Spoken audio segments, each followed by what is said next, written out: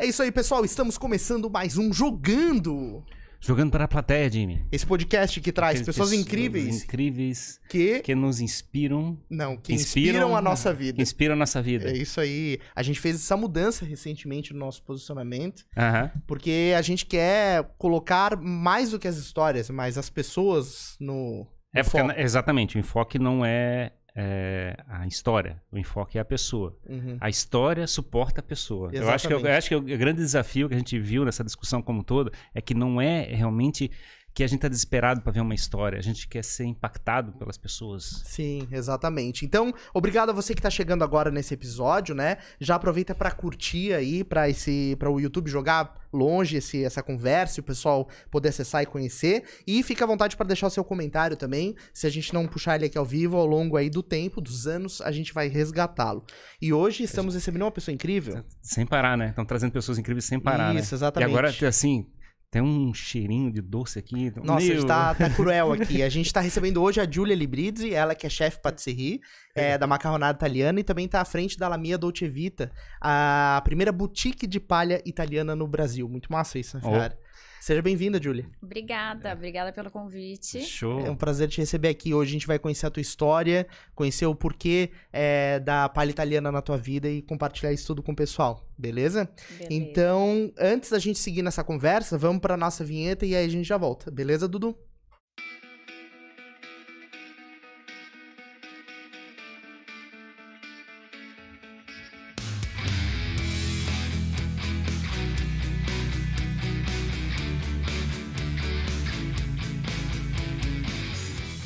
E aí? Hoje eu tô recebendo, depois da vinheta. da vinheta. O primeiro assunto do dia sempre é da pessoa. A pessoa nasceu da onde, né? Exatamente. A nossa convidada de hoje, a Giulia, é daqui de Floripa? Não é? Você é da onde? A gente quer saber se a pessoa qual é a relação que ela tem com a cidade. Exato. A gente quer entender como é que aconteceu isso aqui. Não, eu sou de Florianópolis, nasci aqui, sempre morei, tive algumas experiências fora do Brasil, fora do estado, mas sempre foram temporárias. Meu pai é italiano. Legal. E veio morar em Florianópolis perto de 1979, foi quando ele abriu a macarronada.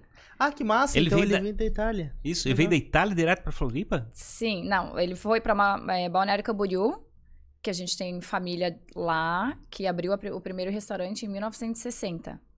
Que e massa. Aí, logo depois, meu pai acabou vindo da Itália para seguir nesse ramo e abriu em Florianópolis. Ele já tinha esse trabalho lá, não? Ele já trabalhava em restaurante, coisa assim? Não, trabalhava com outra área. Toda a família dele. Na verdade, a história da macarronada, muita gente já conhece, né? Porque é um restaurante bem tradicional, mas começou com meus tios, avós, imigrantes, trabalhavam no ramo, na área industrial, e começaram a cozinhar em casa, e aí foram atraindo os vizinhos e amigos, e aí começou aquela cantina. E em Balneário já era macarronada, então? Sim, era e ainda é. Chama macarronada italiana. Ah, então o primeiro restaurante foi lá em Balneário. Isso. Em 1960. Nossa, é uma história de bastante tempo, né? Pois é. E aí meu pai veio para o Brasil, né? Conheceu, se encantou, se apaixonou por Florianópolis. Conheceu minha mãe, acabou ficando por aqui. Ah, tua mãe é daqui, então, de Floripa. Minha mãe era do interior do estado, de Lages. Legal. Mas eles se conheceram aqui. Em 70 e poucos. Em 70 e poucos, E aí, em 79, ele abriu o restaurante. Macarronada. Que legal. Cara, 70 e poucos era... Bom, eu nasci em 70, então 79, por aí. A cidade era muito menor do que é hoje. Sim. Era muito provinciana. Por exemplo, não tinha a beira-mar, eu imagino, nessa época, ou já tinha? Já tinha, tanto que a macarronada, hoje, ela fica na Avenida Beira-Mar mesmo. Porém, a primeira macarronada de 79, se eu não me engano, eu vou errar as datas aí, meu pai vai depois me corrigir. Mas a primeira macarronada foi na rua de trás, que era na Bocaiúva. Na Bocaiúva. E onde é o Shopping Beira-Mar era o estádio do Avaí. Sim, pois é. Eu vejo por fotos, porque também é da minha... Eu tô tentando lembrar, é que na realidade a Beira-Mar tinha aquelas duas pistas, e depois foi construído mais duas pistas pro lado de fora. Sim, aterraram. Mas bastante. Foi nessa época, mais ou menos, eu acho que fizeram essa segunda extensão da Beira-Mar. É, porque imagina, né, faz bastante tempo, eu lembro, claro, isso deve ser mais antigo ainda, quando só tinha uma mão ia e voltava por dentro, era uma coisa assim. Não, era mão dupla. Tá. Aquela região, aquela rua que o pessoal estaciona no carro, era uma pista de retorno. A pista de ida é a pista que hoje o pessoal vem pra direção da Trindade, né? Tipo, entendi. Então, na realidade, aquelas 2 pistas lá eram as 2 principais pistas que a gente tinha aqui pra passar na beira-mar. E aí o primeiro restaurante já foi ali, só que mais na parte interna. Isso, então eu cresci, né? Eu fui criada nesse meio. Minha avó, a nona, muita gente conhece, vinha da Itália, ficava um período aqui, trabalhava com meu pai, então ela fez parte de toda a história. E aí a gente acabava... Família italiana é assim, ela trabalha e vive dentro do restaurante. Sim, exato. Né? Então eu cresci dentro disso e fui me apaixonando pelo ramo da gastronomia para pensar em realmente seguir carreira. Sim. E logo depois que eu terminei o colégio, ensino médio, com 17 anos eu comecei a trabalhar na área, dentro da macarronada, e optei por seguir a faculdade de gastronomia e nunca mais deixei. Nunca mais deixou. É legal isso, né? Porque é um contexto familiar, né? E a gente sabe que a cultura italiana tem muito essa questão da família, né? De reunir as pessoas e comer. E é legal isso, né? É muito massa. Eu gosto muito de comida italiana. Eu não tenho nenhum tipo de descendência. Meu pai até brinca, né? Porque a minha família é espanhola e portuguesa. Mas eu gosto muito da comida italiana e da cultura, assim. Acho muito massa. Eu tenho um pouco de raízes portuguesas e alemãs, a parte da minha mãe, mas de fato, assim, os italianos, eles se reúnem muito à mesa, muito na cozinha, e a vida do italiano sempre é em torno de... sempre gira em torno de comida, né? Sim, vamos fazer alguma coisa e reúne todo mundo. Com certeza. E que tu disse que a tua nona, né, vinha algumas vezes pro Brasil e voltava. De que região da Itália a tua família é? Do norte da Itália. Do norte da Itália. Perto de Milão. Perto de Milão, que é uma o região centro dos da lagos. moda. É a região dos lagos, é lindo lá. É bem divisa com a Suíça. E aí ela vinha pra cá, passava uma temporada aqui e depois voltava. Sempre vinha nos verões. Então ela passava o verão aqui, 6 meses, ia pro verão de lá 6 meses, ficou, porque daí tinha os outros netos lá. Claro. Os outros irmãos do meu pai ficaram lá, 2 irmãos, e ele foi o único que veio pra cá. Sim. Então ela tinha que se dividir entre a família toda. Claro. Como é que é decidir, como é que é continuar no trabalho da família, assim? Eu vou estudar gastronomia, vou trabalhar... a gente tem aquela certa sensação, assim, que... eu vou tentar uma coisa diferente dos meus pais, ou eu vou tentar chegar e trabalhar na mesma... no projeto da família. Eu fico imaginando, assim, porque eu tenho 2 filhas já, né? Então, assim, eu fico pensando assim, elas parecem que querem ser independentes ao mesmo tempo, que ao mesmo tempo também tem um pouco de orgulho que a gente faz, assim. Sim. É uma sensação difícil. É bem interessante que o meu pai nunca nos... conduziu, assim.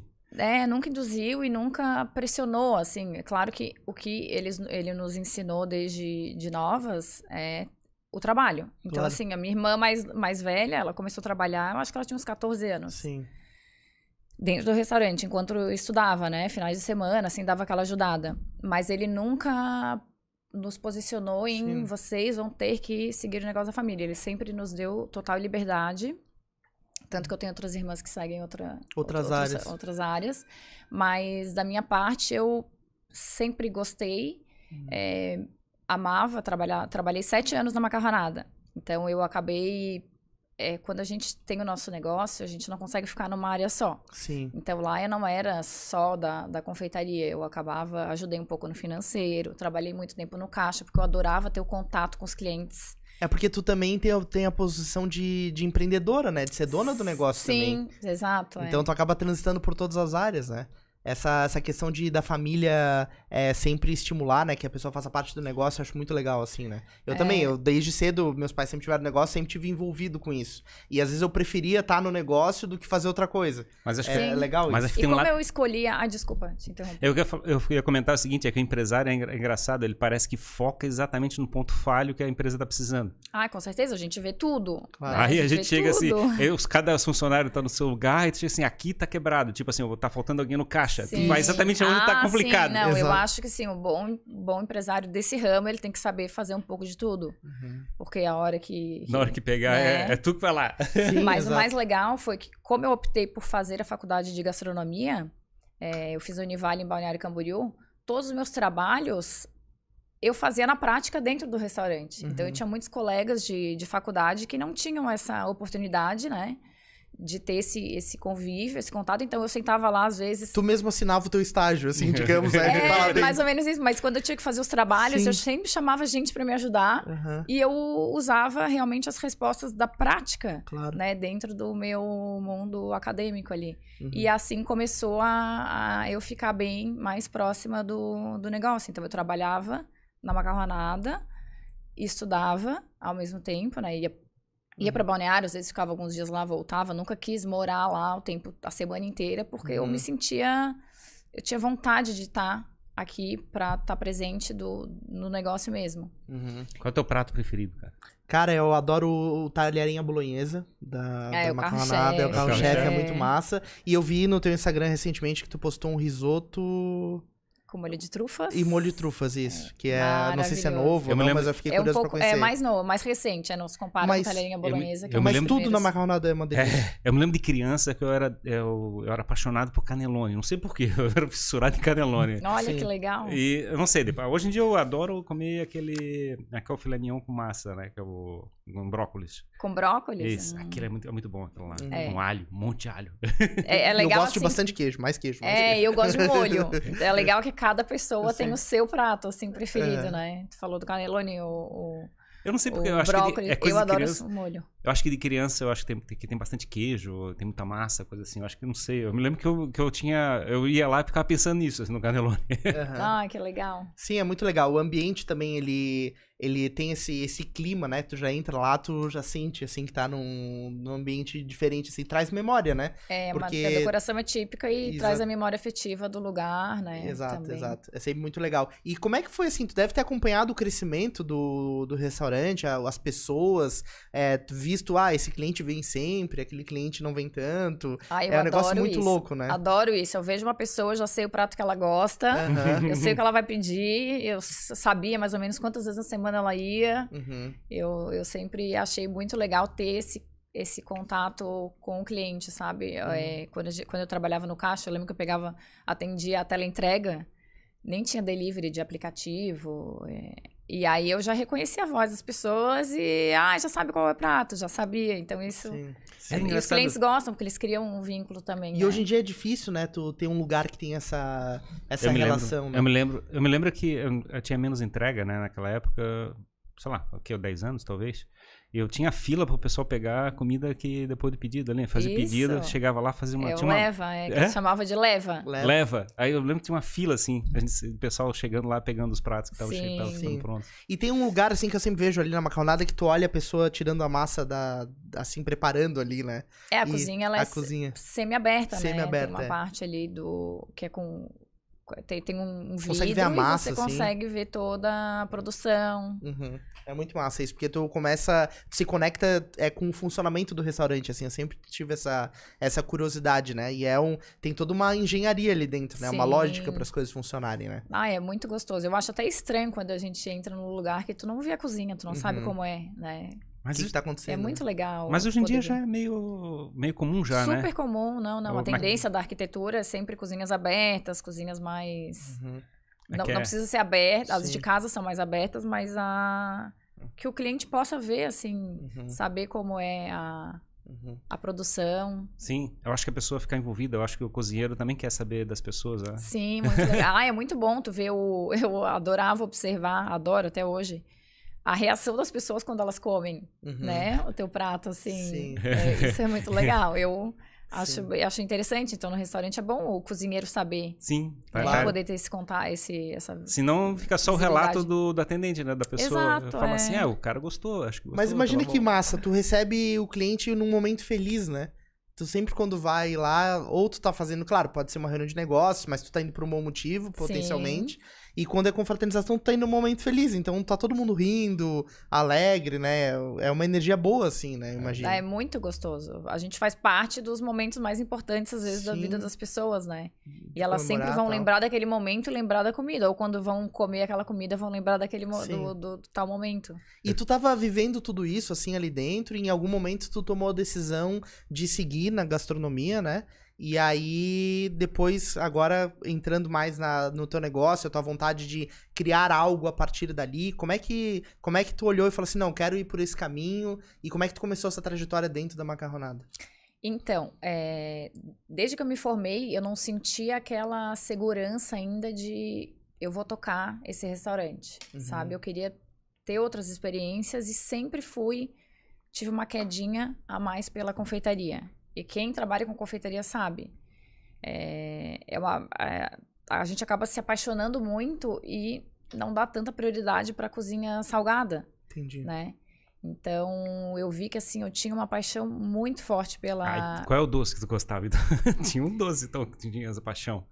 Brigadeiro era um dos mais, com certeza. Bolos, em casa, assim, nas férias. Eu tenho muita memória disso, de estar fazendo bolo.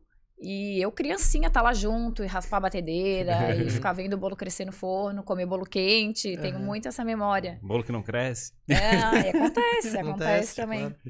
Dá mais trabalho a culinária, o doce do que o salgado? A cozinha doce de salgado ou não? É equivalente, assim, ao envolvimento de quem tá produzindo? Assim, mais trabalhoso? A confeitaria, ela é matemática. Então, assim, se você erra 5 gramas, 10 minutos de forno, ela vai por água abaixo. Nossa. Então, ela é bem precisa. Por isso que tem muitos chefes de cozinha salgada, digamos assim, que não suportam a confeitaria. Né? Um confeiteiro, eu digo... Né? Um confeiteiro, ele consegue fazer outros pratos, mas nem todo mundo que faz pratos consegue fazer algo da confeitaria, porque ela é muito minuciosa. Você passa o ponto, não dá certo. Agora, sei lá, às vezes vai fazer uma massa, o molho cozinhou 10 minutos a mais, às vezes ele fica mais gostoso ainda. Claro. Eu acho que tem ao lado da estética, uma cebola né? a mais. Isso tem aquela manha de mãe, assim, né? Fez feijão, daí passou um pouquinho no sal, bota uma batata dentro. Exato, né? Então, a confeitaria, tu não volta nada atrás, assim. E tem estética, né? Que eu fico pensando, porque na realidade, muito do doce é como é que ele é apresentado. Sim, com certeza. Isso é uma das minhas paixões também, porque eu sou bem... Eu amo decoração, amo arquitetura, assim, gosto dessa parte mais delicada, por isso que a minha loja hoje em dia, tu vê as embalagens de presente e tal, e na cozinha salgada tu não consegue, às vezes, demonstrar toda essa... Pro pessoal que tá escutando aqui, deixa eu contar que a gente recebeu vários mimos aqui de... Olha, tem palha italiana, tem menu degustação aqui. Menu degustação. Então tem vários lançamentos que a gente vai degustar com certeza. E aí tu, enfim, começou a olhar pra confeitaria. Isso, aí durante meu período acadêmico, eu comecei a fazer as sobremesas da macarronada, né? E quando eu me formei, eu fui morar na Itália. Então, eu fiz a continuidade do meu estudo, do meu curso. Fiz na Itália, morei 1 ano lá, estudei numa escola para estrangeiros, que eu sempre, em todas as minhas experiências, tanto estudo quanto experiências de estágio, eu sempre passei por todos os ramos da cozinha, né? Mas a minha paixão sempre foi a confeitaria. Então, morei fora... E viajei bastante, assim, fiz um mochilão na Europa. Minha avó mora lá, a família toda do meu pai mora lá. Então, eu escolhi a Itália, porque eu tinha, né, uma família próxima, uma base, né? Porque morar 1 ano fora é uma coisa, morar agora na casa da avó e dar umas viajadinhas ali perto é outra coisa. E nesse meu curso eu tive a oportunidade de escolher um estágio, né? Todos que concluíam o curso faziam um estágio. Isso eu fiz também na minha faculdade. Qual a formação que fizesse? Gastronomia. Fiz gastronomia na Univale. Mas lá fora era uma... Também lá eles têm vários cursos de chefes. O meu era um curso de chefe internacional, mas era mais focado na culinária regional, na gastronomia regional italiana. Então a gente aprendeu todas as regiões. E falando em estágio, quando eu estava na Univale, também a gente precisa concluir os estágios. Claro que os pequenos estágios, assim, eu fazia dentro da macarronada, lógico, aquelas pequenas tarefas. Mas tem sempre um estágio grande, que foi a primeira vez, de fato, assim, que eu fui morar em outra cidade para ter uma experiência dessa. E aí eu fui para São Paulo, fiz estágio no Grupo Fasano. Nossa. Que é bem renomado na gastronomia italiana. Escolhi justamente por ter essa identificação com a macarronada, né? De ser um restaurante de uma família bem clássico, bem com muita história, mas que continua sendo atual. Está sempre se atualizando e não deixa de ser... E é super moderno, né? Como é que é a diferença como é que a cozinha opera na Itália e como é que opera, por exemplo, aqui no Brasil? Tipo, como é que os ingredientes são sempre os mesmos? Tu consegue achar tudo a mesma coisa? confesso, assim, que na Itália, a gente sempre acha que a grama do vizinho é mais verde, né? Então, a gente vai pra Itália, ai, que tomate maravilhoso. De fato, os ingredientes lá têm as suas características locais e tudo de acordo com a sua zonalidade. Mas, em contrapartida, às vezes as carnes não são tão boas quanto no Brasil. Entendi. Com base nisso, assim, eu acho que a gastronomia, ela é um trabalho meio que recente, né? Se tu vê pela história. Essa coisa de restaurante, de ir ao restaurante, e começou na França, e a Europa, então, foi a primeira, assim, que difundiu essas habilidades aí pra gente. Então tem um pouco... Mas diferença do Brasil com a Europa, com a Itália, propriamente dita, assim, não sei te citar. Mas tem um pouco desse lado que tu falasse, assim, de chegar e aproveitar o melhor dos ingredientes da região. Com certeza. Isso a gente aprende muito na faculdade, a gente tem essa noção na faculdade, né, que a cereja, ela tem a época dela, o pêssego tem o dele, os vegetais, enfim, e a gente tem que dar valor à nossa terra. Então, assim, aqui no Brasil, a gente tem muita tendência a comer coisas importadas. Então, às vezes, tu vai comer um produto que não é a safra dele, não tá na época, ele vem lá do não sei aonde. Então, assim, vem com valor absurdo, mas eu quero comer aquele produto. Na Europa, não. Eles só comem nas fases sazonais dele. Então, tem a época agora, sei lá, outubro tem a época de trufas. Então, todo mundo come trufa, porque é o que todo mundo, né, das regiões, tal, que gosta. E aquela é a época. Então, não adianta tu vir num mês X que o produto não tá fresco e querer comer aquilo. Então, tu vai pagar super caro, não vai estar tão fresco. E eles são bem fiéis a isso. O doce, em particular, a gente não tem uma tradição de doce elaborado, assim, né? Eu acho, de como é que é construído, como é que é com a estética, coisa assim. Eu acho que é uma coisa mais recente. É mais francês. É mais francês, assim. Os macarons. A confeitaria francesa, ela é super elegante, assim, toda geométrica e... A gente não tem tanto esse costume porque a gente teve muita colonização portuguesa, então os doces portugueses têm outra característica. Os doces italianos, eles também não são, assim, esteticamente tão... Construídos, assim, como a francesa não tem. A portuguesa usa muita gema, né? Joga a clara fora. Muito. Usava pra engomar, né? Mas tem doce árabe também, que os árabes são bem famosos também, né? São doces lindos, todos, né? Deliciosos. Porém, não tem o empratado. Não sei se era isso que tu estava querendo falar. Assim, aquela né? estética, assim, né? Tem uma estética, mas é diferente. É diferente, exato. A estética é diferente. E como é que foi a tua experiência? Eu tava contando do Fasano lá, então. né? E aí, no Fasano, eu tive um contato com a área de eventos, que eu trabalhei na Casa Fasano. E me apaixonei perdidamente, assim. É muito gostoso trabalhar com evento. É pesadíssimo. O dia a dia, e porque tu fica, às vezes, a semana inteira bolando pra trabalhar em um dia só. Então, assim, o evento é na sexta-feira, tu não pode na segunda-feira começar a preparar, né? Claro, tem um pré-preparo, mas assim, tudo acontece naquele dia. Então, aquele dia, assim, trabalha 20 horas e é uma loucura, mas a satisfação de terminar um evento também é maravilhosa. Então, eu me encantei muito por essa área. Quando eu voltei desse meu estágio, eu no ano seguinte, fui morar na Itália, né? Foi quando eu fui estudar e tal. Fiz um estágio também num restaurante bem renomado de lá, que eu não sabia. A gente teve a oportunidade de escolher num livrinho, assim, qual restaurante queria estagiar depois desse meu curso na Itália. E eu coloquei o dedo num, que era perto da casa da minha avó, simpatizei com a foto. Cheguei lá, é um restaurante magnífico, chama Da Vittorio. E no ano que eu tava lá, ele ganhou 3ª estrela Michelin. Então, ele já era 2 estrelas Michelin e eu fui sem saber. Né? Depois, claro, quando eu escolhi, ali não citava isso, porque era um guia de outro... Não era o Michelin, era outro guia que a gente podia escolher os restaurantes.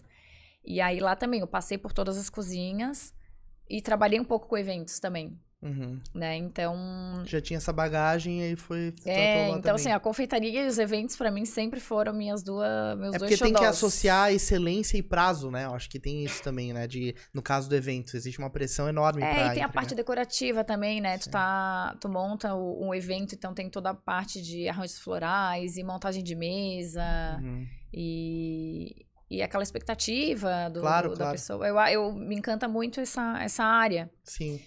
E aí... A gente recebeu várias pessoas aqui com experiência de fazer eventos, né? Sim, não. É que evento, na verdade, tudo tá acontecendo correndo, né? Sim. Toda parte, tudo que acontece no evento é correndo. Então, a iluminação, a infraestrutura de uma maneira geral. Aí, se o evento vai ter um jantar, ou se vai ter um coffee break, tem toda a correria, a pressão pra entregar aquilo. E é um troço bacana, né? Porque você fabrica toda uma narrativa, né? Todo pra chegar e fazer uma experiência pra quem tá visitando. E todo mundo tem que andar junto, né? Sim, exato. Senão, se uma coisa falha, pode falhar tudo. Aí assim. tem uma pá de prestadores de serviço. É enlouquecedora. Olha, quem trabalha nisso é porque ama de paixão, porque é muito puxado. Aí eu vi que não era muito tua praia. Gostava, né, bastante, mas eu vi que, assim, era muita pressão e aí minha personalidade italianíssima aqui dentro, eu ficava realmente muito estressada, muito... Porque eu me envolvo e o que eu faço, eu tenho que dar meu melhor. Claro. E aí eu vi que, assim, pra, de fato, escolher um ramo, eu acabei optando pela confeitaria, né? Mas eu fiquei anos trabalhando com evento, porque quando eu voltei da Itália, nas minhas viagens ali dentro, eu até comentei com meu pai que eu ia pra cidadezinha, todas as minhas viagens eram em torno da gastronomia. Então, eu pesquisava o que aquela cidade tem de prato típico, quais são os restaurantes mais tradicionais, quais são as confeitarias mais tradicionais do lugar. Então, e eu buscava muito isso e eu não tinha tanta fonte na internet. Né? A gente não tinha... Eu me baseava nos guias, eu gostava de guia, né, físico, e não tinha quase nada na internet. Então, até comentei... Ia descobrindo, assim. Eu ia descobrindo e fotografando tudo. Né? Então, até meu pai pegou e me sugeriu... Eu falei, nossa, como eu queria, né, poder mostrar para as pessoas todos esses lugares que eu tô conhecendo, que são antigos. Mas, assim, quem vem para cá, às vezes, né, tu vai num hotel, ele vai te indicar uma coisa. Tu entra num site e, às vezes, estão os mais... estrelados, né? Claro. E o mais aquele tradicional... local mais tradicional que de repente vai entregar uma experiência melhor. Poucas pessoas conheciam. Aí ele me sugeriu, ele me ofereceu, falou, então escreve um livro. Né? Eu patrocino esse teu livro. Sim. E aí na época eu tinha alguns mini guias assim de pessoas que faziam esse tipo de viagem que eu tava fazendo. E nisso, quando eu voltei pro Brasil, que ele me plantou essa semente na minha cabeça, eu pensei, olha, já que fazer um livro é um pouco mais complexo e as coisas também mudam, né? Da dinâmica, às vezes abre um negócio, quando eu vou terminar o livro, esse negócio fechou, não sei. Claro. Eu tive a ideia de montar um blog. Então foi aí que nasceu o nome La Mia Dolce Vita. Sim. Era um blog, então, no começo. Começou como um blog. Então, a logo que eu tenho hoje, essa florzinha, eu criei pro blog. Eu lembro que eu tinha uns guardanapos em casa. Eu sempre gostava de criar toda essa identidade. Eu gosto muito da parte de design.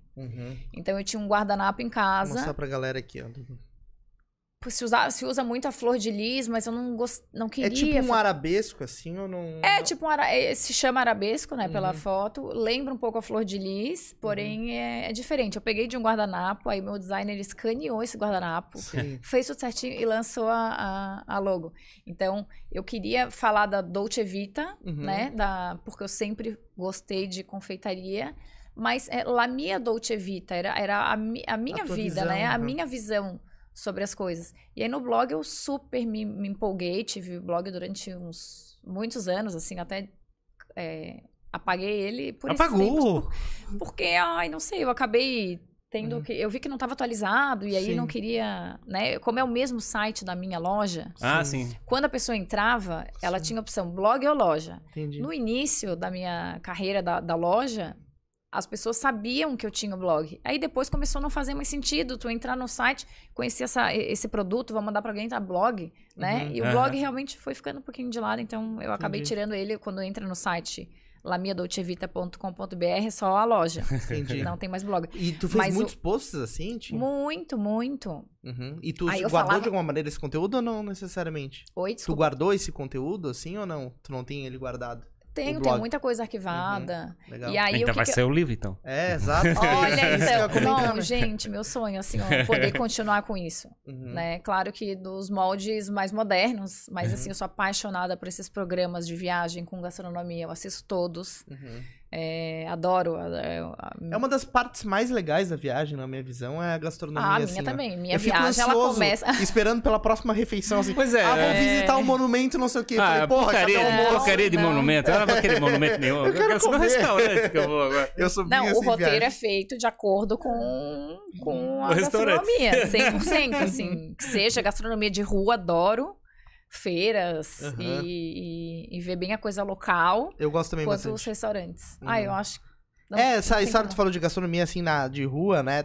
É tão legal porque tu vive muito a cidade quando tu come alguma coisa assim. Ai, com certeza. É muito massa. Não é um ambiente construído, né? É vivo e aí tu tem todas as influências do que tá acontecendo, tu vê alguém local comprando. Eu acho muito legal, assim, tu viajar, daí tu entra, vê a pessoa saindo com uma baguete, assim, naquele saco de papel, que aqui no Brasil isso não acontece, né? E aí o negócio que tu olha e fala colocam assim, dentro cara, da bolsa, os franceses colocam dentro da bolsa. Exato, assim. daí tu fala, cara, olha só que loucura. Sem embalagem. Mas será que o pessoal que entende da cozinha não fica muito chato, assim, tipo, ele errou aqui no ponto, ele não sei o quê, faltou determinada coisa? Não fica assim muito...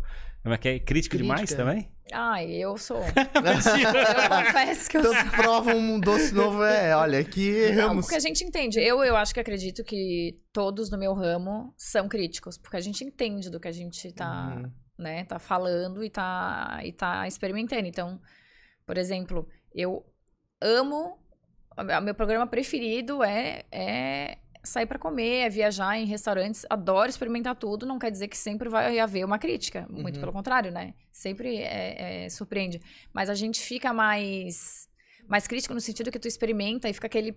Quem não é do ramo deve achar um papo super chato. Porque ele fica assim, não, mas eu achei um pouco mais ácido, ou, não, isso aqui tô sentindo que tá, né? O ponto não tá tão al dente, ou tá al dente demais, enfim... Mas a minha família toda é assim, então eu me sinto em casa com as minhas críticas. Você imagina a discussão de família, né? Esse negócio do al dente, por exemplo, do risoto ou da massa, né? O arroz arbóreo, ele é mais al dente. Daí tem gente que já sente, porque não tá com o paladar acostumado, né? É interessante isso, né? Não, minha avó, ela tem super a cultura de deixar cozinhar bem as coisas, né? E realmente, quando tu cozinha mais, por exemplo, os molhos, quanto mais cozinha, mais gostoso fica. Sim. Os legumes. E vem um modismo de uns anos pra cá, muito do al dente. Então, a massa é al dente, os legumes al dente. A massa grano duro al dente, né? E nem sempre agrada, né? Porque as pessoas têm as suas culturas. Claro, claro. Então, isso não é necessariamente uma regra, né? Não tem regra na gastronomia. Isso que é o mais gostoso, assim. Acho que é muito legal. Cada chefe ou cada empreendedor lançar o seu produto, né? Ser fiel a ele, ter uma história por trás dele, que eu acho mais bacana. E não existe regra, não existe certo ou errado. Claro. E como é que foi essa transição do teu blog pra virar a loja? A cultura da palha italiana é muito forte na Itália ou não necessariamente? É um doce comum? Ou pra eles é como se fosse o nosso brigadeiro? Enfim. Então, a transição foi que eu trabalhava com esses eventos e tinha muita vontade de empreender no ramo da confeitaria. Né? Então, eu peguei uma fase muito forte das brigadeirias e sempre fui apaixonadíssima por brigadeiro. E nos meus eventos eu fazia uma palha italiana e usava Nutella como ingrediente principal, porque eu fui criada comendo Nutella. Minha avó trazia na mala, vinha num copo de vidro, né? Quando não vendia aqui. Então, assim, Nutella foi o ingrediente que eu mais consumi na minha vida. Então, como todas as minhas receitas eu gosto de Aqui no Brasil era uma coisa que virou uma moda, né, Nutella, mas as pessoas não sabiam, não conheciam isso. Eu lembro que a Nutella explodiu, assim, que no Brasil começou a virar um produto de desejo, assim, né? Nutella ostentação. As propagandas na televisão são bem tentadoras, e os potes grandes, né?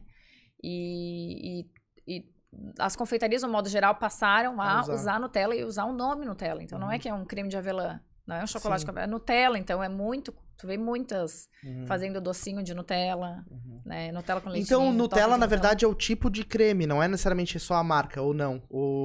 Não, é a marca. É a marca. É a marca. É um creme de chocolate com avelã. Tá, não é que esse creme se chama Nutella, não. A marca, só a marca é Nutella. O nome é Nutella do produto, a marca é Ferrero, da Ferrero Rocher. Sim.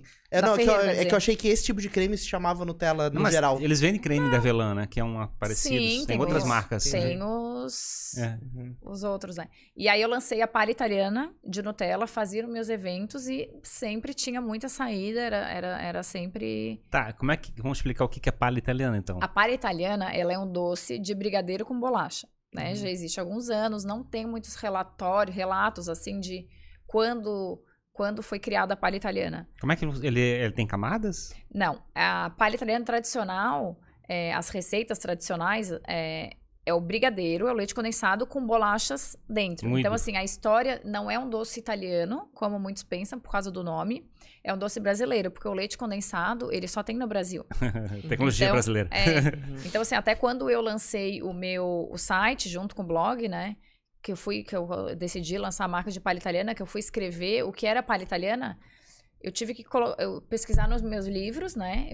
Tenho o livro do brigadeiro, tenho os livros da confeitaria portuguesa e brasileira, enfim, né? Na faculdade a gente aprende sempre a história por trás das coisas. E eu fiz as minhas pesquisas e eu entendi que foi inspirada num doce italiano chamado salame al cioccolato, que era o chocolate misturado com pedaços de bolacha e amêndoas também.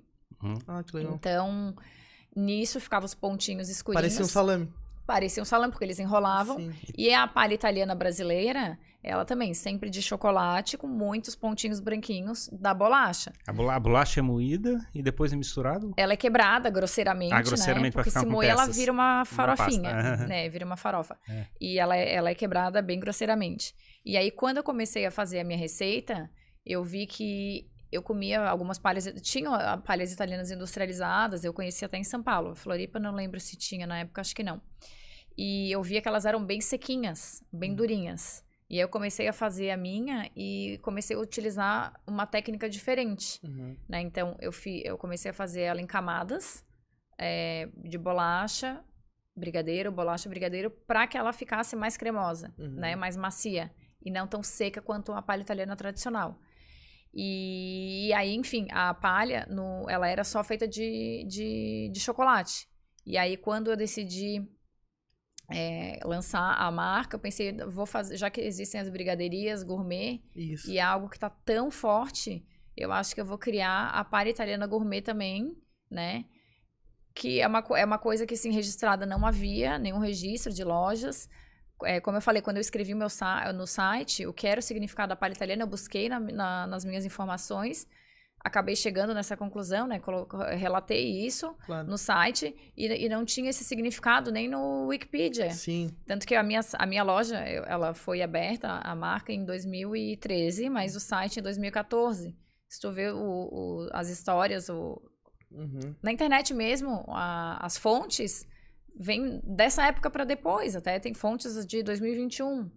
Né? Então, assim, era uma coisa de fato nova. E aí... Enfim, a gente lançou os sabores, né? Gourmetizamos a palha italiana. Começasse direto naquela casa que tá hoje ou começasse... Como é que Não, foi? Então, em 2013, quando eu fazia esses eventos, trabalhava no blog, eu lancei a marca Palha Italiana La Mia Dolce Vita. Foi quando eu tive a coragem, assim, de... Não, agora eu quero empreender, eu quero lançar uma marca. Porque eu fazia cupcakes um tempo antes disso, e foi um sucesso, e também era uma coisa nova na cidade, né? Não tinha ainda cupcakeria, até cogitei abrir, mas depois mudei de ideia, que eu vi que era uma coisa muito americanizada, não tinha muito a ver com a minha identidade. E lancei a marca Palha Italiana em 2013, e em 2014, uma colega de escola, de vários anos, tinha se formado em arquitetura, era arquiteta, e ela participou de uma mostra que foi, inclusive, onde é a Cate hoje, na Primavera, que se chamava Mostra Casa e Companhia. Foi uma mostra de decoração. E ela comprou um espaço e falou, Júlia, eu queria te convidar para participar comigo, que eu gostaria de fazer a tua confeitaria dos sonhos, a tua loja dos sonhos. Topa? Que massa. Aí foi ali que eu vi que, assim, não, é pra esse ramo que eu vou, né? Porque eu trabalhava ainda na macarronada, tinha minha marca, mas ainda não estava decidida no que eu queria fazer. Eu tinha muitos pés no chão. Muitas pessoas se formam, acabam se empolgando, já querem abrir um restaurante. E eu tinha muitos pés no chão no sentido de que eu sei os desafios, né, que estão por trás disso. E quando ela me fez esse convite, eu vi que, assim, não, é isso aí que eu quero. E foi bacana que foi uma experiência, certo? Assim, né? Foi uma experiência e, assim, eu sonhei no máximo, né, nesse negócio, porque era realmente, assim, a mostra de decoração, tu não vai lá pra ver o óbvio, tu vai lá pra ver o diferente, o criativo, o novo. Então, a gente sentou juntas e a minha troca com ela foi, você fala qual é a tua loja dos sonhos, idealiza, que eu vou botar no papel. Nossa, que demais. E aí, na época que eu morava na Itália, eu fotografava, eu amava tirar fotos, né, desses restaurantes, dessas tratorias que eu ia, e confeitarias. Então, as confeitarias italianas sempre me encantaram muito. Elas têm sempre uma vitrine bonita, sempre tudo à mostra, os balcões, aquela marcenaria bem desenhada. E isso, pra mim, sempre foi, assim, maravilhoso. O que lembra, assim, uma loja de presente, não é? Essa pegada também, de vitrine. Isso, bem decorativo. As pessoas entram, às vezes não sabem, né? O que se vende mais é louça, presente ou são doces, pô, de tão bonitas que são. Sim. E aí eu me inspirei muito nas confeitarias italianas para montar essa minha loja dos sonhos. E aí a gente escolheu... Eu já tinha muito na minha mente, como eu tinha o blog... E eu gostava, assim, eu lancei, por exemplo, a logo, como eu falei para vocês, eu já tinha muito em mente essa pegada do marketing, da identidade visual, sempre soube que isso era muito importante. Então, eu pensava, nossa, eu gostaria que a minha loja fosse um exemplo lá do Rê, que é uma grande inspiração que eu tenho e acho que 99% das confeiteiras têm. Sim.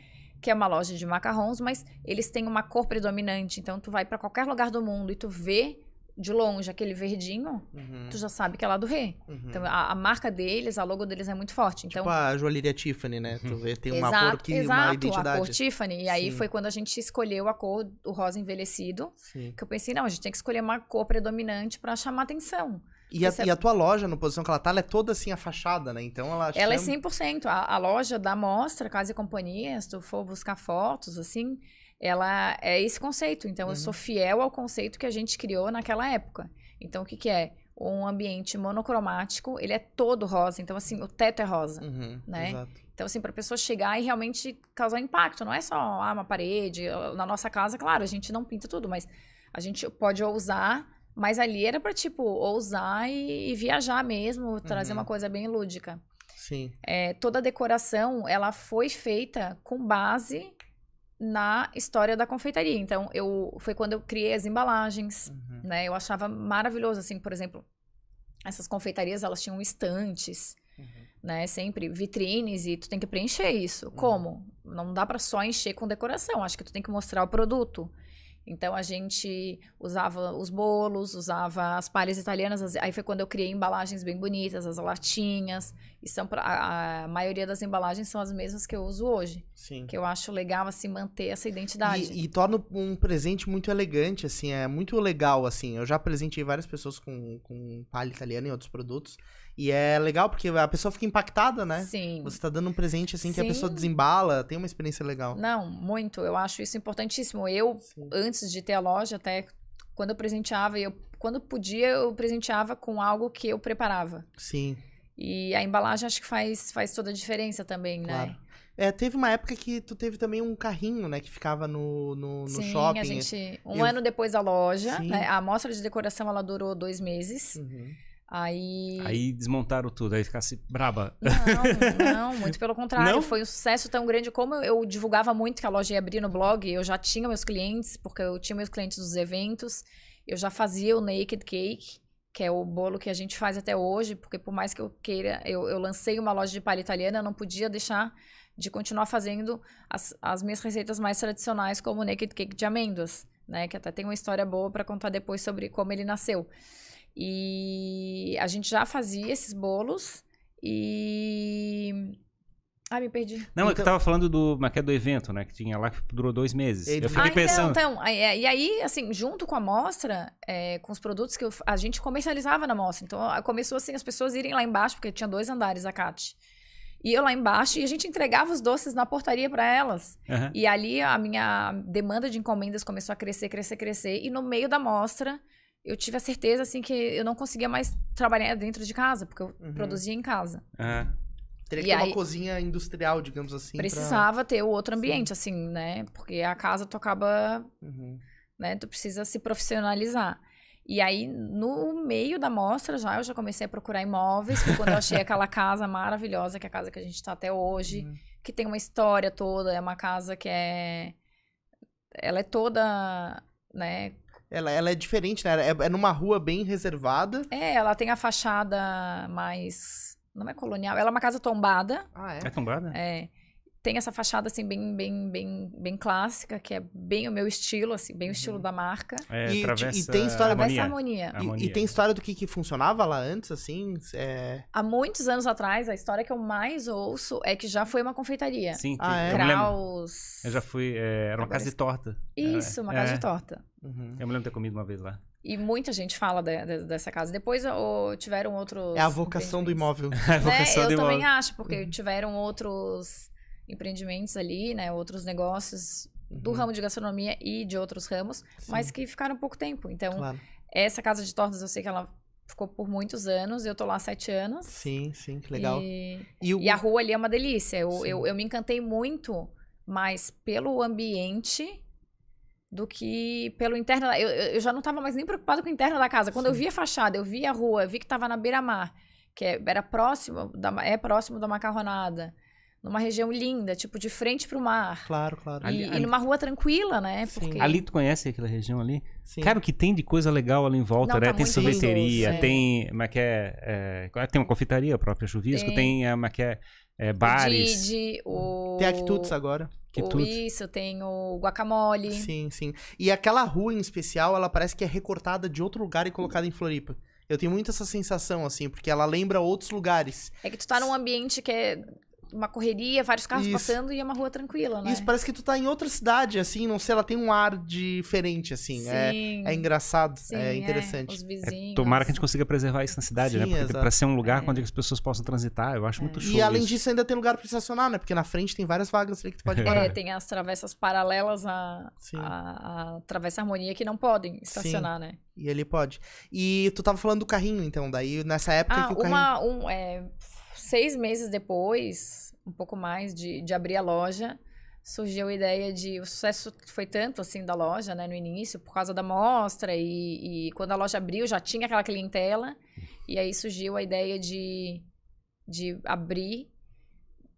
Surgiu a minha ideia de até perpetuar essa tradição da La Douré, que tem lojas físicas e também tinha carrinhos. Né? Tipo um quiosque, assim. Mas é um quiosque diferente. Então, assim, quando eu cheguei no shopping, que eu tive a loja durante 1 ano e meio, eu cheguei e falei, é uma proposta inovadora. Né? É um tipo de quiosque que o shopping não tem, nunca teve. Então, eu acho que tem tudo pra ser um sucesso, assim, e também fazer parte da decoração, da arquitetura do shopping. Era muito bonito, não sei se você lembra, assim, tu chegou a ver, mas eu sempre... Porque era foto aqui. Ele é um carrinho, né, no meio do shopping rosa, assim, com dourado, né, eu acho, né, Júlia? E aí tinha a palha italiana, até era uma loja, né? Isso, exato.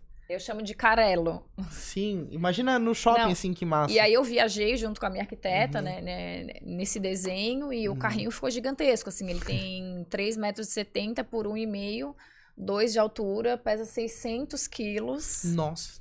E aí, só que ele desmonta, né? E pela metade, assim, na horizontal, ele acaba desmontando. Obviamente, tu teve que mandar fazer, assim, sob medida. Não, mandei fazer, fiz junto. Eu sou bem perfeccionista e eu gosto de participar das coisas. Então, eu desenhei junto com ela e meio que fiz à distância com o marceneiro. Então, a cada processo, ele ia me mandando, assim, eu gosto de...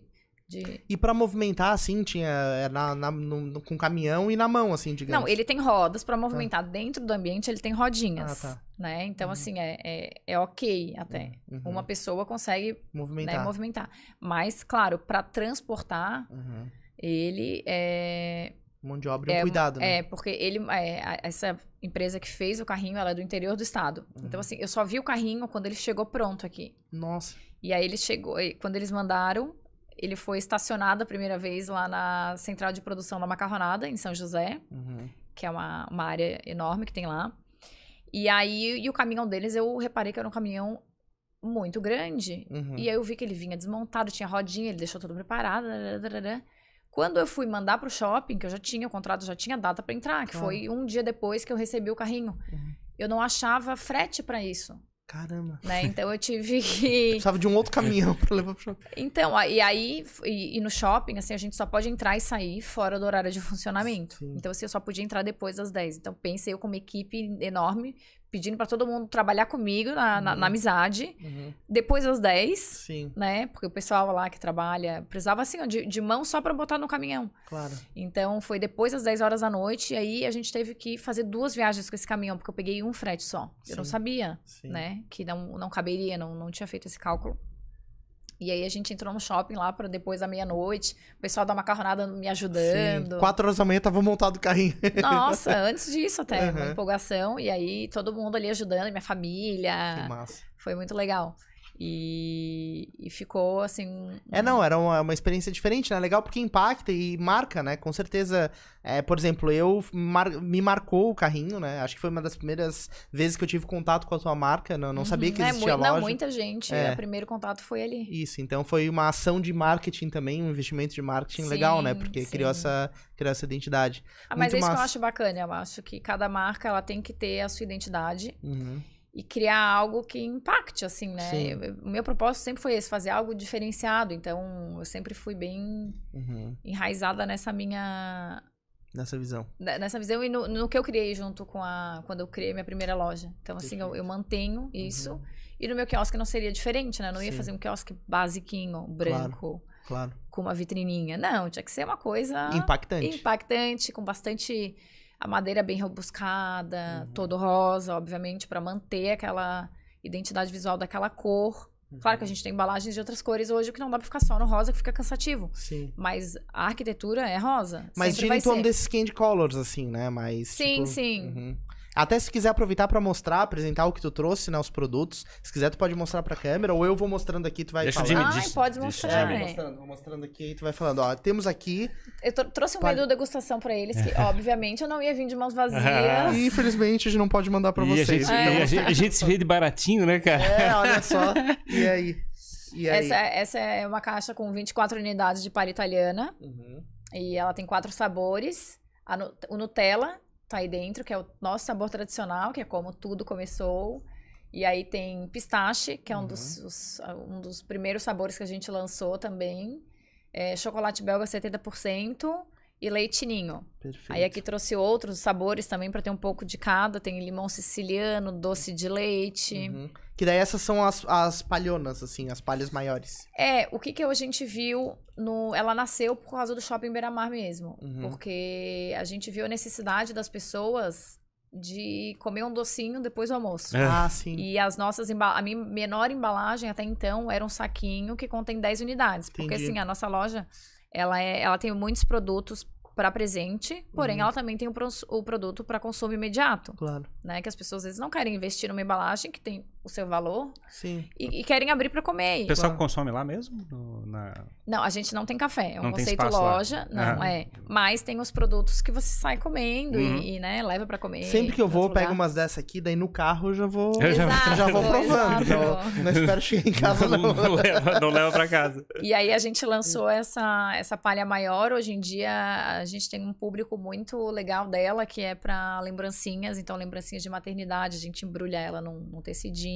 Legal. Substitui bastante o bem casado tradicional de casamento. Então, coloca papéis estampados. Eu adoro criar essas... Sim, e atrás dessas embalagens, claro. de cria esse contexto, né? E ali tem um Naked Cake, isso? Isso. O Naked, como eu te falei, né? É outro produto da nossa marca. E a história dele é a seguinte. Quando eu trabalhava com eventos, uma amiga me pediu para fazer um naked para ela, me mandou uma foto de uma referência de um bolo sem cobertura, todo decorado com flores. E aí, lá fui eu buscar receita de bolo e tal, porque eu fazia as sobremesas que eu fazia na macarronada, eram a torta caprese, uma torta de amêndoas, porque a base da gastronomia da confeitaria italiana, ela vem muito da farinha de amêndoas, muito mais do que da farinha de trigo, que é o que a gente mais vê aqui, os bolos daqui. As amêndoas, então, a própria Nutella, né, que é creme de... Não, mas é avelã. É avelã. Mas eles usam muitas amêndoas. Então, eu busquei uma receita de um bolo, né? Com farinha de trigo, fermento, tararã. E tava fazendo o bolo dela, um bolo grande, de 3 andares. Meu primeiro, assim, né? Nesse estilo. E aí eu lembro, eu, à tarde da noite, fazendo esse bolo. E dava errado, às vezes não crescia, porque fermento é uma, né? Tem que fazer, é o que eu falei, a confeitaria é exata. Se eu errava alguma coisa... Tem que ficar na torcida do lado de fora, assim. E aí, quando chegou na última etapa do bolo, já era, tipo, passada meia-noite, o evento era no dia seguinte. Tinha também o aniversário da minha sobrinha, que eu tinha feito também todo o menu, toda a mesa de salgado, de entrada, de palhas italianas, muitas palhas italianas, minha família toda, né? Imagina, todas as festas têm palha italiana. Os 2 eventos no mesmo dia, eu lembro que era muito tarde. Eu pensei, ai, quer saber... No topo desse bolo, eu não vou repetir essa receita que não tá dando certo. Eu vou fazer a minha receita da minha massa da torta caprese, que era a torta que eu já fazia pra macarronada. Que ela era ela era escura com chocolate. Como o bolo era todo de baunilha, eu tirei o chocolate e fiz a torta. Visualmente, o bolo é igual, né? Ele é a massa... E uma massa de trigo, de amêndoas, tu não consegue perceber tanta diferença. Aí eu lembro que nesse chá de bebê... Eu fui, enfim, montei o bolo, ficou bem bonito. Fui no chá de bebê e uma das minhas amigas falou assim, ai, que pena que eu não posso comer porque eu não posso comer glúten. Aí eu falei pra ela, não, mas eu vou te contar um segredo. Esse topinho do... Eu tinha até vergonha de falar que eu tinha usado 2 receitas, porque parece que é um erro, e de fato foi um erro. Aí eu falei, nossa, eu vou te contar o segredo. O topo desse bolo, a massa é toda de amêndoas, não tem glúten, tu pode comer. E aí, no fim, ela amou e um monte de gente que experimentou achou deliciosa. Eu pensei, quer saber? Então agora é hora de eu criar um outro produto, além das palhas italianas gourmets. Vou fazer esse bolo, o Naked Cake, que é uma tendência bem americanizada, com a massa de amêndoas. Então eu criei o Naked Cake de amêndoas. Sim, e essa massa é absurda, assim. A massa é muito boa. É absurdamente boa, assim. Ela é muito saborosa, né? E ela é úmida, assim, ela é muito gostosa. Eu sou suspeita pra falar.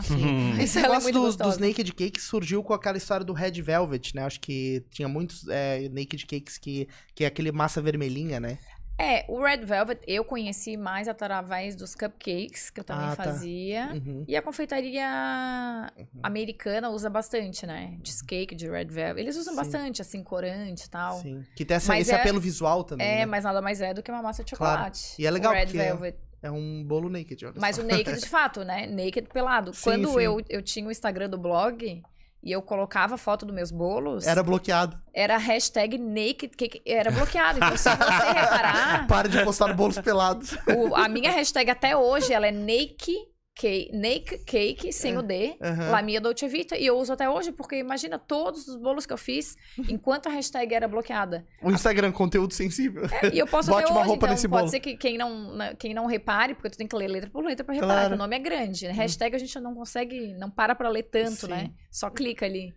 E quem reparar, a minha hashtag é Naked Cake, La Mia Dolce Vita, até hoje. Ai, o pessoal fica pensando, por que será que fizeram errado, né? Engraçado. Ela não sabe falar inglês.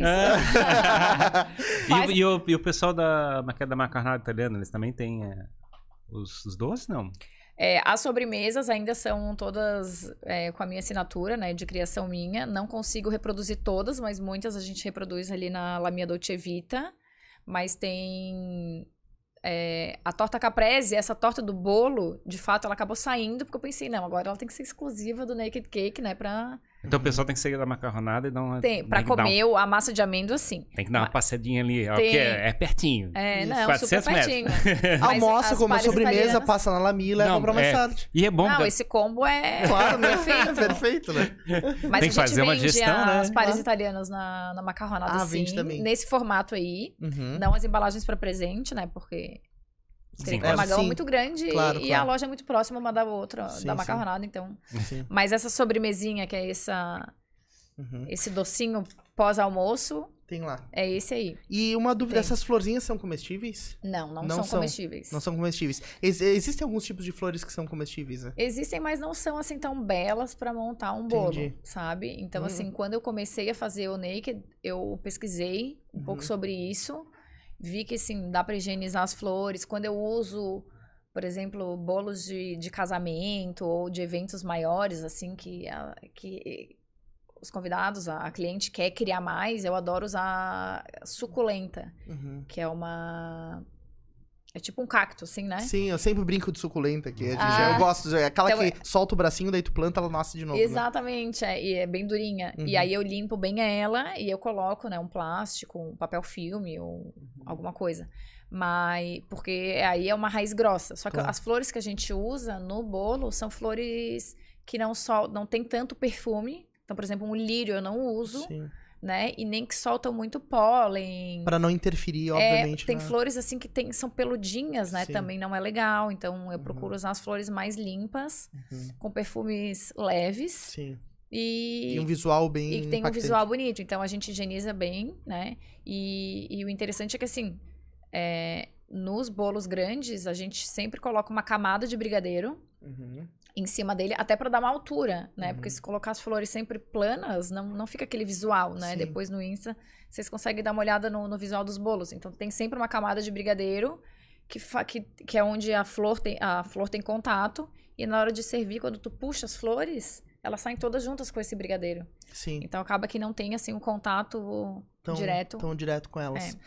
Mas nada tóxico, nada... Sim. E a produção, ela todo dia tem que ter uma produção? Assim, esse tipo de culinária exige isso, assim, essa produção diária de produtos ou não necessariamente? Sim.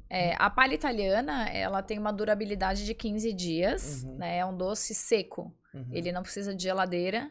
Não é refrigerado, não é perecível, assim, de poucos dias, como a torta mousse que eu trouxe aqui pra vocês, que é uma torta de palha italiana com mousse de chocolate, ela precisa manter refrigerada, porque ela tem creme de leite e tal. Vamos comer já. Não dá nem tempo. A palha italiana não, então a gente até tem um processo de produção dela. Ela é produzida num dia, ela descansa, ela é cortada no dia seguinte, pro corte ficar um quadradinho bonito. E a gente só embala no terceiro dia. Entendi. Porque se eu pegar a palha molinha, muitos clientes vão lá e falam, quero palha fresquinha. Ela é maravilhosa, lógico, né? Brigadeiro fresquinho, novinho, molinho, todo mundo gosta. Mas a textura... Mas quando coloca num pacotinho, por exemplo, ela fica toda amassadinha. Então, pode ser que um dia tu receba uma palha meio amassadinha. O que aconteceu? Ela tava muito molinha, alguém às vezes botou na bolsa, né? Amassou, enfim. Empilhou, acontece. Então, a minha prática, assim, eu gosto de ter esses 3 dias pra eu ter um doce bom. Sim, pra chegar num visual legal. bonito. E o sabor, como a gente faz essa camada de açúcar em volta, forma essa casquinha, ela mantém sequinha e dentro cremosa. Entendi, então legal. Não perde a qualidade. Perfeito, show de bola. Muito massa, O bolo é bem mais perecível. A validade do bolo, da massa de amêndoas, é de 5 dias. E a gente só faz sob encomenda, os bolos grandes, né? Então, por conta disso, assim, como a gente não tem café, a nossa loja é focada tem pronta entrega, mas é focada mais em encomendas. Os bolos grandes eu só faço sob encomenda. Sim. Aí no dia a dia a gente tem a pronta entrega esse mini e o bem casado, que é a mesma massa, só que é uma versão menorzinha dele, às vezes para as pessoas que querem comer no carro, ou querem uma sobremesinha, né? Não querem um bolo alto, comer com colher, ele come na mão mesmo. E também serve hoje em dia muito como substituição de lembrancinhas, a gente usa bastante ele também. Legal. Porque o nome dele é bem casado. Baita história, né? Show de bola, aprendemos um monte sobre culinária e... Eu achei engraçado como é que não foi difícil fazer um negócio de doce, de certa forma, no sentido que você fez uma experiência dentro da casa do evento, né? Sim. E aí você já conseguiu provar que tinha um mercado forte para caminhar sobre isso. Eu resumi bem a história, né? Mas assim, se eu te falar, da época que eu entrei na faculdade e já comecei a maturar uma ideia do que eu trabalharia até eu abrir minha loja... Foram ali uns bons 7, 8 anos. E também imagino que tenha criar a cultura nas pessoas, né? De consumir, de enxergar isso como um presente. Acho que isso é um desafio, né? Muito grande. Com certeza. Eu fiquei 7 anos trabalhando na macarronada. Claro, sempre amei, sempre vou amar. Mas é um restaurante, assim, que já tem o seu... Mas eu achei engraçado porque a gente, quando vai abrir uma casa de uma torta, coisa parecida, tu nunca sabe assim, se vai vir público ou coisa parecida. Parece que o público te carregou assim pra chegar e fabricar a casa. Com certeza. Não, isso assim, nossa, fui muito felizarda nessa minha escolha, porque de fato, eu comecei a vender o meu produto no meu blog. E aí depois, depois nas redes sociais. Então, sem ter negócio. hoje em dia voltou a ser assim, né? A vender nas redes sociais sem ter um negócio físico. Mas na minha época não, tinha que ter um negócio físico. Então eu comecei a vender isso antes. Quando eu abri a minha loja na mostra de decoração, eu já tinha um monte de cliente que foi na mostra para conhecer minha loja. Né? Como eu te falei, as pessoas iam até lá embaixo para comprar meu produto, porque ali, querendo ou não, era um lugar de comercializar. E aí, quando eu abri minha loja de fato, eu já tinha muito público. Então, muito realmente, legal, assim, é uma história diferente do tradicional, né? Ah, me formei, abri meu negócio e esperei o público vir. Não, eu conquistei meu público antes. Claro. E que, na verdade, fiz o meu caixa antes e é pra abrir meu negócio. É um caminho super inteligente, né? E aproveitando, então, Júlia, que a gente tá caminhando pro final do nosso papo, onde que o pessoal pode te acompanhar? Tu comentou, né, que o blog não existe mais, mas o site existe, então... O site existe. Site da loja, redes sociais. A gente é muito presente nas redes sociais, no Instagram, na verdade, né? O Facebook eu acabei deixando de lado já faz alguns anos, mas a nossa página do Instagram ela é alimentada diariamente. É @Lamia Dolce Vita Pasticceria. Mas assim, é aquele negócio, né? É muito instagramável isso aqui, né? Você chega... que ele chama de porn food, que ele chama, né? Porn... Eu adoro esse termo instagramável. E assim, eu venho... né? A loja tem 7 anos. De uma época assim que não era tão forte isso. Ou instagramável. Eu tinha essa cultura das minhas viagens, das minhas experiências, dos meus estágios, que me ensinaram muito... De fazer um produto bom, de ter uma apresentação boa, de ter um ambiente bonito, mas nunca foi pensado no instagramável. Sim. E hoje em dia, as pessoas quando abrem um restaurante já fazem um cantinho instagramável, um balãozinho, né? Sim, uma poltrona. Toda experiência instagramável. Mas a loja, ela é muito instagramável, assim. Eu amo, assim, todos os dias eu posto fotos nos stories ali, são fotos, eu uso as fotos... Claro, profissionais, que a gente tenha um arquivo, mas eu amo tirar as fotos todos os dias. Então, a gente troca as flores frescas com frequência. Então, eu tô sempre tirando foto dos ambientes ali dentro da loja. Legal. Então, o pessoal tem que dar uma visitada lá, né? Isso, no teu Instagram, né? Isso, no Instagram e na loja, né? Na Travessa Harmonia, que é na Beira-Mar, uma travessa da Beira-Mar, paralela à Gama Dessa. A gente tem também... o delivery nos aplicativos de delivery, que é iFood, Uber Eats e Rappi. Que tá muito forte. Nessa pandemia foi quando a gente realmente botou a mão na massa para trabalhar nos aplicativos e é um sucesso porque o mais legal que veio junto com a pandemia foi ver que as pessoas presenteiam umas às outras através do aplicativo. Sim, eu já fiz isso, inclusive. Né? Eu já fiz isso, E aí a gente escreve bilhetinho, tem as embalagens para presente, aí tu tem a opção, né? Que sacada é essa boa, hein? De ter embalagem para presente tu ou não. manda o texto do bilhete pela observação do iFood. Cara, é outro... Com doce ainda, né? Com doce, pô, cara, não tem coisa melhor, né? Então, por exemplo, tu vê essa sacola com uma caixa dessa, tem alguém de aniversário, e isso começou porque as pessoas não podiam se visitar. Melhor presente pra fazer as pazes, Ferrari. Não, pra vários momentos. Sim. E assim, é num clique, né? Claro, exato. É bem rápido. Clique. Muito massa. Então muito a gente legal. tá nos aplicativos de delivery também. Legal. E tá forte, então, a parte de entrega. Tá, sim. Tanto que até essa torta que eu trouxe pra vocês, a gente lançou ela tem 1 semana. Opa! Chama Torta Duo de Palha Italiana. E assim como os nossos bolos, a gente sempre faz os bolos inteiros. Eu nunca tive essa cultura de vender em fatias. Mas eu vi, assim, que como era uma torta grande, quando eu fiz ela, eu queria fazer uma torta alta, bem americanizada mesmo, com várias camadas de palha italiana. Eu vi, ela ficou bem pesada. Então, assim, às vezes uma familhinha, mini família de 2 ou 3 pessoas quer provar, mas a torta é grande. Então, a gente fez uma experiência de cortar elas em fatias. Então, o dia que eu lancei, eu até fiz enquetes no Insta pedindo sugestão do nome, porque eu não queria que ficasse confuso, né? Como a gente tem a palha italiana, torta mousse, que é com palha italiana, aí torta duo, porque como ela é grande, o legal é ela ser de vários sabores. Fiz essa enquete pra ver e fiz a enquete se as pessoas gostariam de ter ela em fatias.